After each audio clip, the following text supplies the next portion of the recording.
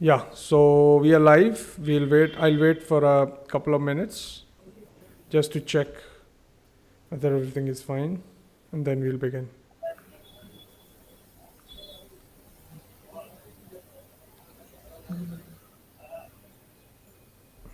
Yeah. All right.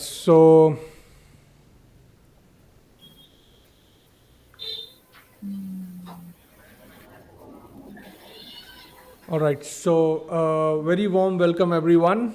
आप सबका स्वागत है फिर से संडे को एक बार लाइव स्ट्रीम में and today we are with Dr. Angshumita Mukherji, who has extensive experience of studying and working both in Soviet Union, the former Soviet Union, and currently what you know now as the Russian Federation, and the CIS countries like Uzbekistan and Tajikistan, Kazakhstan, all those countries which broke away from USSR.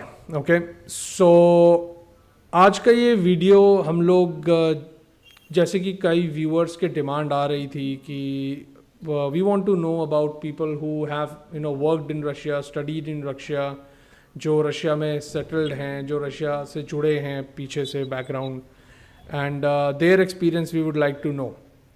So that is why we are now trying to bring people who are, throughout the years in their life they have been associated with Russia and they can share their experience. वो बता सकते हैं कि Indians के लिए Russia में रहना, business करना और दूसरी तरीके की हर तरीके से, जैसे डॉक्यूमेंट्स हो गए, इमिग्रेशन हो गया, ये कितना फिजिबल है, कितना प्रैक्टिकल है, कितना आसान है, कितना मुश्किल है.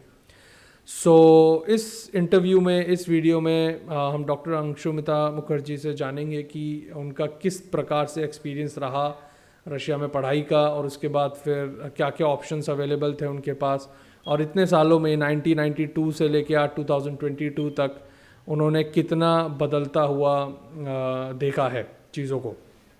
ओके सो इस वीडियो में हम इस इंटरव्यू में ये सब चीज़ें हम डिस्कस करेंगे. All right, so let's begin. So I'll begin first of all by requesting Dr. Angshumita to give a brief introduction, in the sense you may tell doctor about where you were born in India, where did you education from, and how did you decide to actually go to Soviet Union, or when you went there it was already post Soviet Union. So कौन से चीज़ें थी जिससे ये सब आपने decide किया, along with your background a little bit, so that लोग समझ सके कि आप भारत के किस हिस्से से हैं, किस प्रांत से हैं, और किस तरह का आपका बैकग्राउंड रहा है. या please. Okay, now introducing myself, I'm Dr. Angshumita Mukherji. I belong to West Bengal, India, basically from a city called Durgapur, which is popular for SAIL, Steel Authority of India Limited, and the industrial belt of West Bengal, you could say. I completed my plus two from Mount Carmel Convent, which is again a very prominent chain in India. And I had terribly been fascinated with the Soviet scholars, then going to the erstwhile Soviet Union for higher education. We have the oldest Russian culture center, that is the Gorky Southern in Calcutta. So I used to completely be a fan of the souvenirs there, and a lot of stuff about Soviet Union and the Soviet Indian friendship and all that.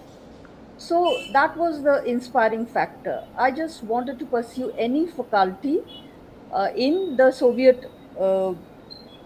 But then by 92, when I completed my plus two studies, it already became post Soviet, because 1991, 31st December, the Soviet Union ceased to exist and it became a Russian Federation, and 15 sovereign states were formed. The erstwhile Soviet Union broke into so many parts, basically being Russia, Ukraine, Central Asia, and uh, the Latvia, Lithuania part. So it was very challenging. It was very, very unique experience and exposure. I really went there. Many could not have the guts to pursue, but I consider myself brave and very adventurous. So I landed up in Moscow in 1992, 3rd December. So it was a very different atmosphere if you compare to the situations now. It was Soviet, post-Soviet, and nothing much there, but it was like Soviet. But then the economic, the political situations, it was doldrum actually. Actually, the law and order, and if you take the economic situation, it was crisis and a very dark phase of the Russian history, Soviet history, and Mr. Boris Yeltsin as the president. It was like open arms, anyone can enter Russia, things not in place, doldrum, law and order suffering, economic crisis, a lot of inflation problems. The ruble used to fluctuate every day. So, as a student, we used to sometimes gain, sometimes lose. And as far as the authorities, the Russian authorities, the university authorities, they were welcoming. It was a unique exposure, whatever, but they did not want to take much responsibilities as far as where that education would lead the student to, and where what would be the outcome, and where really that exposure would lead the student to, as far as career opportunities and career scopes are concerned. But still, it was a great leap of faith I took, and I consider myself lucky today as I have the real exposure of Russia. I learned then, back then, nobody could think of English medium faculties, which were developed later on in the education system. Then, back then, it was in Russian.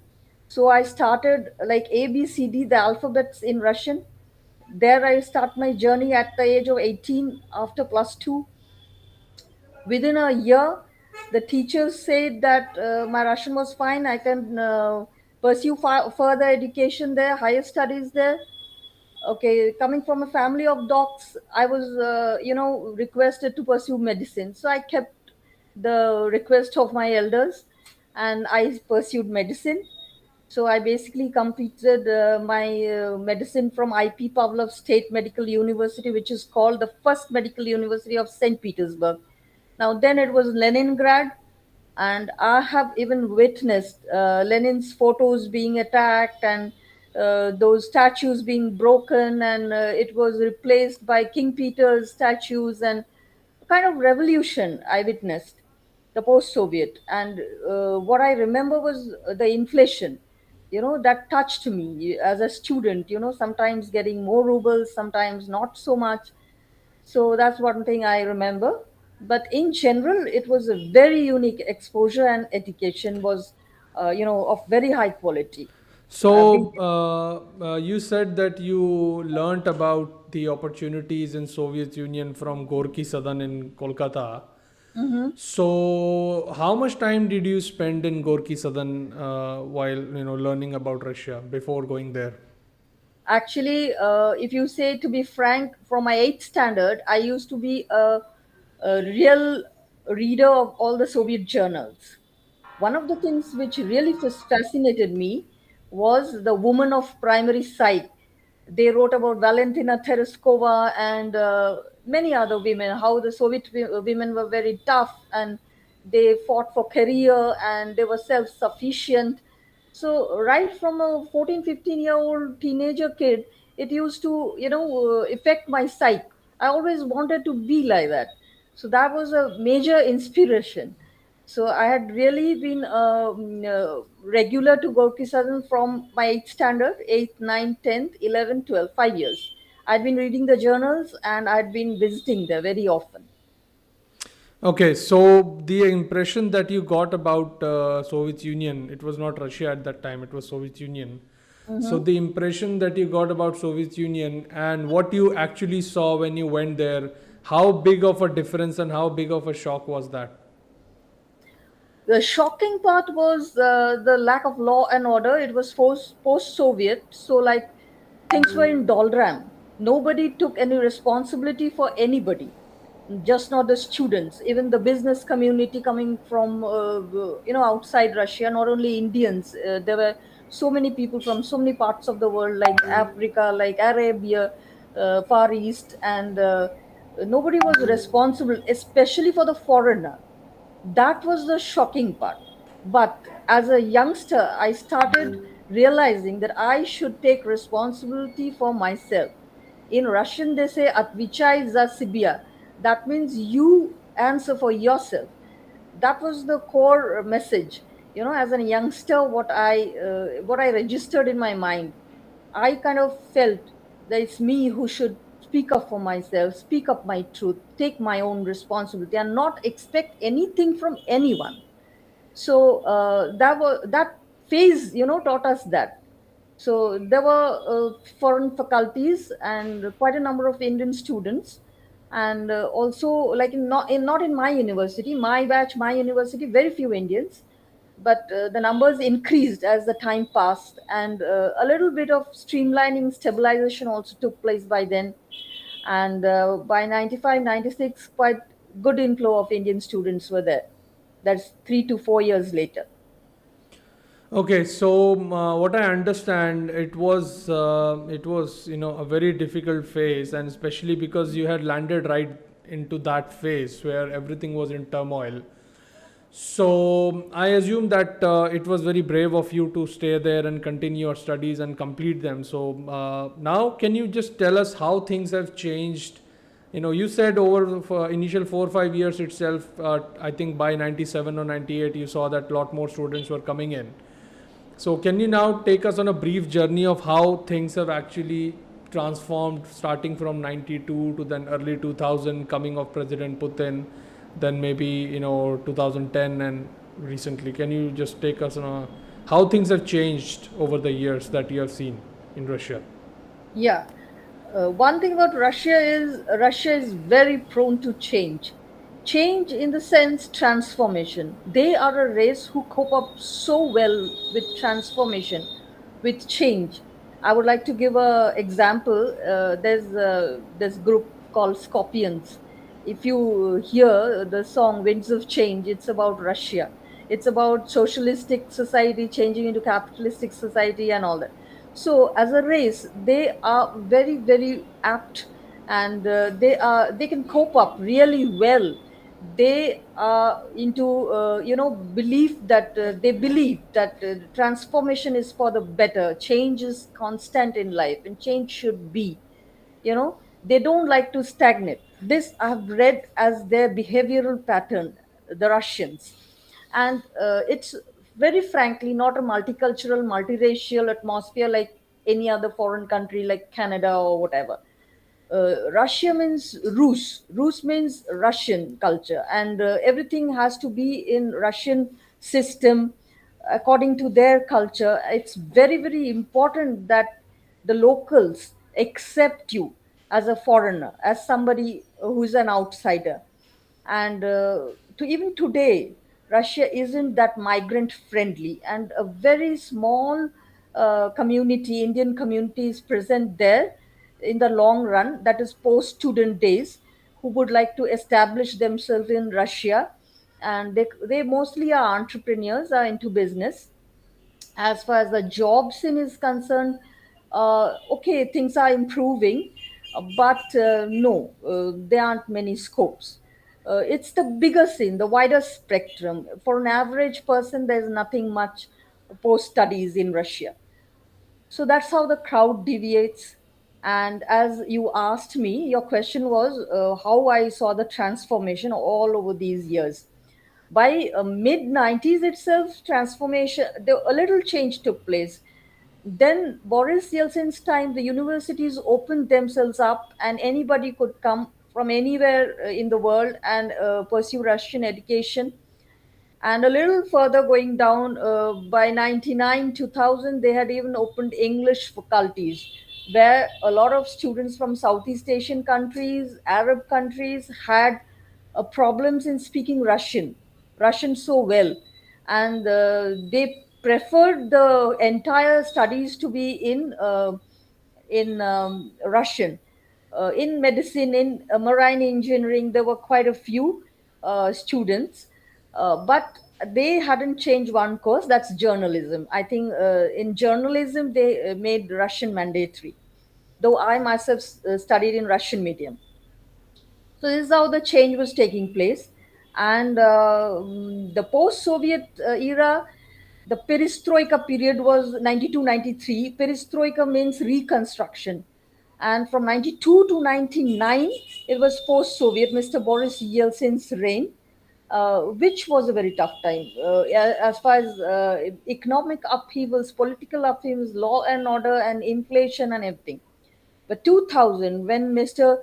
Vladimir Putin came into power, things changed for the better. Things changed a lot. Things stabilized. And apart from the economic stability, he destroyed a lot of social evils there in their system. Law and order became very strict for everybody, the local and the foreigner. And immigration, Moscow immigration and Russian immigration were really tight. They were not willing to just accept any flow from any part of the world for any reason. So a lot of changes took place in the immigration policies for the better, and for the students a little more hope came in. For the students, as far as residence permit is concerned, as far as getting citizenship is concerned, as so many years of studies go, just knowing Russia and adapting to Russian situations, the Russian system and the language and everything, people who want to avail a career, people who want to stay back, seems improved a lot. So that way, yes, there was a lot of change for the better, and people started feeling very safe, very comfortable in Russia, and situations really improved in the Commonwealth independent states and Baltic states. Still Moscow did have that headquarter effect, post-Soviet also, and things improved a lot, and law and order is always for the betterment of people, for the safety of people. So this is how the transformation was basically. Okay, so you've talked about the changes that occurred in the transformation that you saw in the law and order and from the government side, and how things were made more efficient, and things were social evils were removed from the government side. How did you see the changes happening in the local population's minds, in the sense, when you went there, the first friends or the first contacts when you made in 92, you must have realized what their mentality is, what their character is right now, what they're going through in their lives. How did you see that change over the next 10, 15 years, in the terms of how did people start feeling differently living in Russia? The people Russians. Russians, yeah, drastic change, drastic. You cannot even compare. It's like 180 degrees. As a kid, what I saw as a teenager, they weren't migrant friendly. They didn't want to accept a foreigner, just anybody. For them, it's very important that person is of their choice, and they like the person as a human being. They are great humanitarians. They aren't opportunists. They aren't multicultural, multiracial as such. They are Russians to the core of the word, and they value knowledge. They value good manners. They have to choose the foreigner. Like the foreigner has to be of their choice. Initial start with, it was so. For a decade, it was so. And unless you spoke Russian fluently, and unless you knew the nitty gritties of their culture, their social, religious, and cultural beliefs, and take part into it, they won't really bother about a foreigner, he or she is and why they've come. They rather were suspicious, and they reported the suspicious activities of a foreigner to the local police stations. Even the security guards reported to the local police station. And as foreigners, the restriction in movement was too much. That's the 90s, the first decade. Then things started liberalizing a little. Their mindset started changing, and it was even net era then. Internet had come, though not like today, but even in the 2000, the 2010, 11, 15, those 15 years, people started getting net savvy. So What that population, the Russians, realized is their own lack. They, as a race, are very intelligent, very high IQ, very, very physically stout. They understand their lack. Nobody needs to point that to them. They understand that the era of globalization was coming in. So their English improved first, their communication skills improved. Second, they started getting more accommodating. They started accommodating foreigners. Still, there was no welcome, but they were accommodating. Okay, you can come. You might have an agenda with us. But still, they were very strict on the point why a foreigner has entered their territory, what the agenda was. And uh, very sadly, these third world groups sometimes do not make a good impact. Third world, I mean Indian subcontinent, including Bangladesh or Sri Lanka or Pakistan and our neighboring countries. So more often than not, they did not make a good impact in the business scene, in the student scene.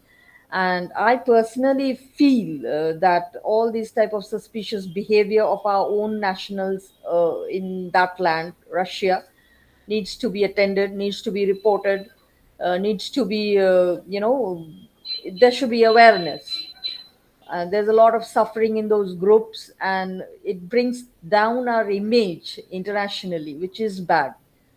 But if you take historically, Indo-Rush relationships go, diplomatic relationships are already, we have crossed 70th year. So we should maintain at least that. So the awareness should be in the Indian part, the awareness about rules, laws, regulation, agenda, why someone wants to go there, what they're going to do there, and work out all the nitty gritties. And they should be very sure of themselves. A smart, confident foreigner with a proper agenda would be welcomed with the red carpet. They are very, very sensitive, educated people, and there's a lot positive than negative. So this is what I would like to, convey as a message to the people who are aspiring to set up business in Russia.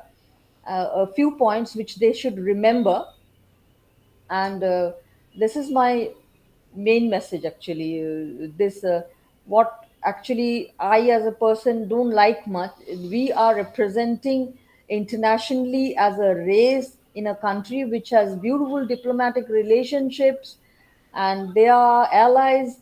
And our people should be very, very aware and educated about the circumstances, and about our reputation, and nothing of that sort should be entertained. It should be attended and reported. This is one thing. And Okay.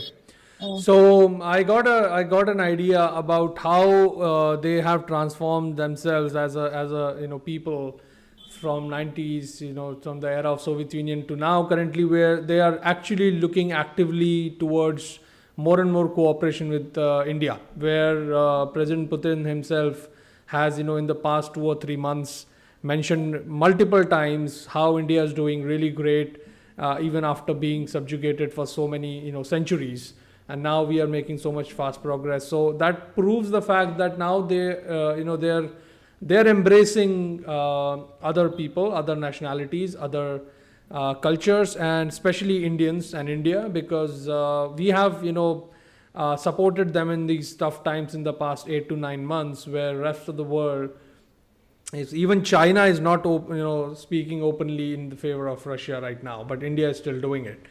So I see this change now that it is happening, as far as the Russian people are concerned towards the Indian people. And as you rightly said, Indians who are willing to do, studies, business, or job, or whatever they want to go do in Russia, they must be very careful about their behavior, and that they are representing a whole nation, because that affects everybody else. And so yeah. So my next question now to you is, were a student in the post-Soviet Union Russian Federation, and while you were a student, of course, your primary focus was on getting better education and getting better at what you are doing. But after that, after graduation, how did you see the opportunities for foreigners in terms of business, in terms of job opportunities? How did you see that in early 2000s, the opportunities for foreigners and especially for Indians in Russia in terms of job and business both? Yeah. Sadly enough, that was a dark picture. After our education back to Russia was a very, very difficult step, because even then the immigration rules remained like, after the student visa expires, the tenure of education expires, you're going to go back. And no way it was so easy to get a work permit or get a job, land a job. And the business thing was even more worse. They expected investment for the foreigner who wants to establish business. So both ways it was very tough to execute this education, make something out of yourself, was a real challenge, a real barrier. And not only me, there was quite a few people, like a community, you could say. So many universities, quite a few of us were stuck in those situations. Now, if you take someone doing journalism, that would be very difficult for them to come back and again, uh, you know, uh, uh, to adjust into those Indian situations. And if you take somebody who has pursued engineering, it would be the same. If you take medicine, they had so much of this procedures, legal procedures of clearing the license, whichever country they chose to, be it Middle East, be it back to India, be it any of those NATO nations. So, like, to execute that exposure, that education, which had very high content, which was very superior actually, was tough, very tough, because the career part, the job part, what we would do with that education, that era, that time wasn't so fast and organized like today. And the world fell apart. The major concern being information, the networking. It was impossible to be accessible to people, and to approach people of your field, of your interest. So it was a very dark phase, a very dark time. And not only me, even a lot of us have suffered. Even psychologically it was a setback. And to be very frank, whoever took this risk had some ambition. They didn't just want to be mediocre or just ordinary performing in terms of earning or designation or achievements. They wanted to be above average, because they did have a dream to, it took what does. It does take a lot to go abroad. And then the education was commercial, so, like, a lot of expenditure had been. So accordingly, there was no such opportunities back then, in the early 2000 or end of 90s.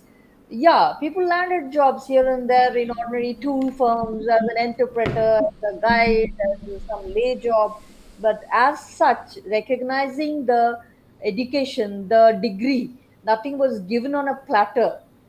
We had to really struggle our way up, swim our way up.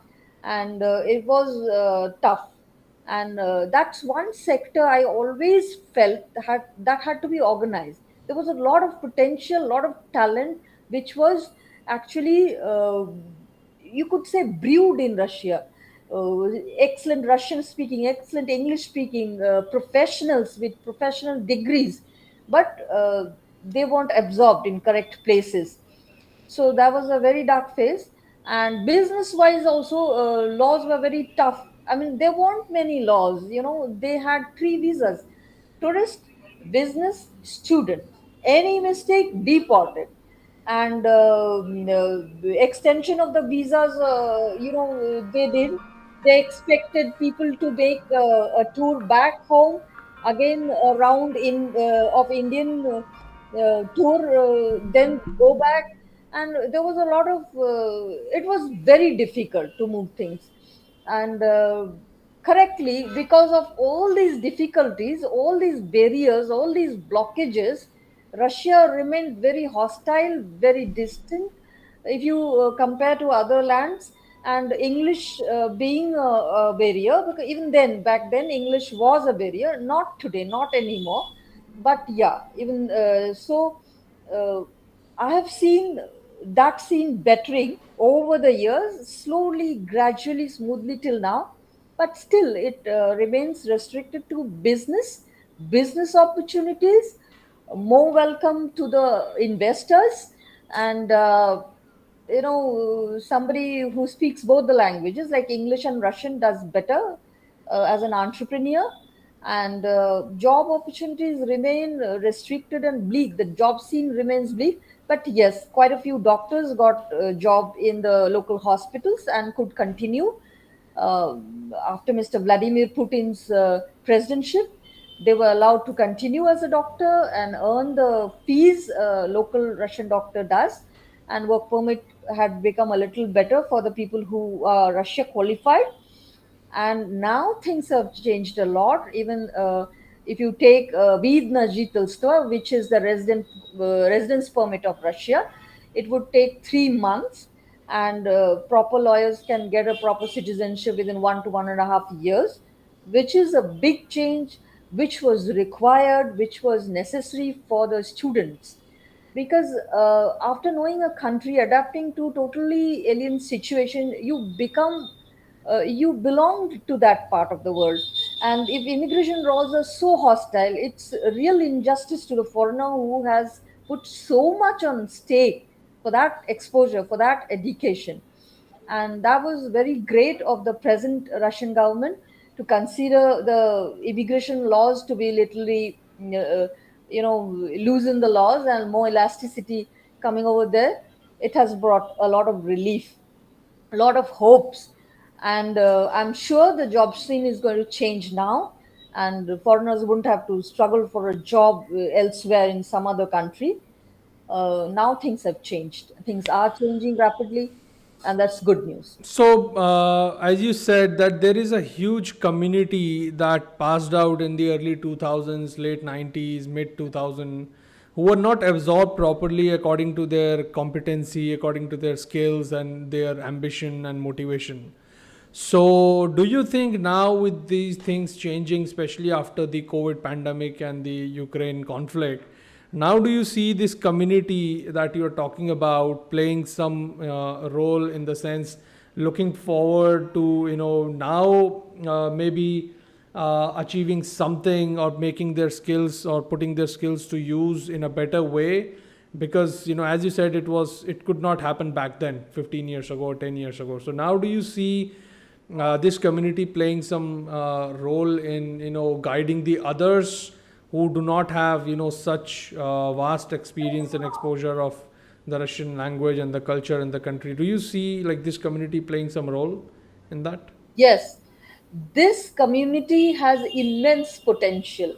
As I said, they all had an above average dream once upon a time, and they weren't rightly placed, rightly observed. They've been through a lot, and they can be of great help, and they should be absorbed in developing the business scene, the commercial scene, the corporate scene, and even the job scene. Someone doesn't want to be an entrepreneur taking that much risk. They just want to have a job.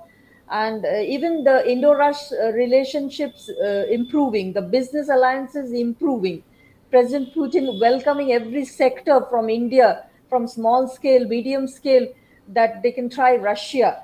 This community would be a potential help, and they are well adversed with the situation. They had seen tough times, difficult times. They know the language. They are very good English speakers. They're highly qualified, and they, as a community, should have the awareness, because a lot of them have drifted apart. Because how long would someone linger in a place where there are no opportunities, where nothing has been brought to the plate? So awareness will help such people to be accessible, and they themselves would even voluntarily be accessible sometimes, and they would love to be a part of it, according to me. Because all said, all done, Russia is a very unique place. It's a unique land as compared to the other nations. and that exposure in itself is very, very valuable. And we are lucky that way, that our country, our government is an ally, and our diplomatic relations go as far as 70 years. And yes, I do see this community playing a very, very integral role, very vital and very important role. And a lot of talent was there, because nobody was average. It took what it takes, like from family background to commercial background to so many years of slogging as a person. You have to be coping up with the Russian situations, whether the atmosphere, the climate, or the weather, or inflation. And then language, back then, those days, if you take the 90s educated, they are all Russian medium products. So, like, yeah, that crowd has huge potential, who weren't properly placed, and not just properly placed, they weren't properly treated even to their due capabilities. They weren't properly treated. So they have struggled to make it somewhere in Middle East, somewhere in back at home was also not very welcoming. It was a hostile scene. And Russia being such a closed chapter, it's not a open. It's not an open country like you see Canadian news or United States news or Australian news. They are so accessible. They come out. Russian stories never came out then. Even now, Russia has a unique way of getting highlighted. It's for some reason, and the reason is a very vital reason, a very different reason. So, people, ordinary minds, I'm not saying they're skeptical, but yeah, they have a lot of questions when it comes to Russia. And it's always a very, very, very, very, uh, you know, a fraternity who are very aware, who are very educated, and socio-politically they are very, very aware. They want to know about Russia, not just the ordinary people. Okay, so I get your point now. So you're saying that Russia is a very unique country in that case, in that sense that great scientific inventions and great literature and great socio-economic revolutions are attributed to the Russian nation and the Russian population, but still they are not very marketing oriented. They do not like to Exactly. market themselves. They don't Exactly. like to speak about themselves. Other Right. people speak about them, but they themselves don't like to speak too much No, about no. themselves. So in that perspective, that's a very important point, because Indians are the exact opposite of that. Okay, so Indians like marketing themselves. We are very good at marketing. We are good at networking. We are good at going and settling in any part of the world. As you know, that's a sizable Indian community in every major part of the world. So, do you see a very good synergy between the Russian mind and the Indian mind, where the Indian mind is very adaptable and the Russian mind is very, very deeply intellectual? Do you see a synergy between these two mentalities? Yes, of course. Indians, yeah, we are very adaptable as people. And to be very frank, to tell you the truth, we have done very well inside Russia. The Indo-Rush community is a very prominent community, and post-war, the Indian flag flies high in Russia, and compared to the other foreigners, the welcome is more of Indians. And that goes a lot about our background as Indians. We are born strugglers, we can adapt, and our mind is very functional. Most of us, the IQ is very high. We do want to achieve, complaining less. And there's one more thing about Indians. Indians do compromise in certain situations. They would speak up, but they prefer not to. So the adjusting part.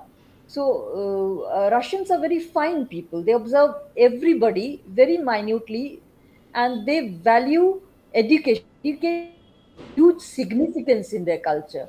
Their talk is very, very literate. Their talk is very, very informative. And someone who is not informative by themselves, who doesn't know, lack of knowledge is considered very, very negative there. So Indians yeah, Indians were valued, Indians were respected, and I, as a lady, would try to speak a little bit about our fraternity. That the ladies, yes, we have a lot of welcome. We have been given a lot of credit, the Indian ladies, and for our attempts, and which we probably wouldn't hear from a community member like an Indian. An Indian wouldn't appreciate all that, but as Russians, they have, and they have understood how difficult our journey is, being from a different community, being from a different background, different culture altogether. And there are certain things which exist in their mind about Asia, about India, about all that. So they do appreciate us. So that way, yeah, there's synergy between their racial history, our racial history, communal, social, religious, everything. And they, as people, are very very survey oriented, and they're very informative. I told, they love surveys and they love informations. They have studied us as a race, our religious aspects, our social aspects, our cultural aspects, everything. And they have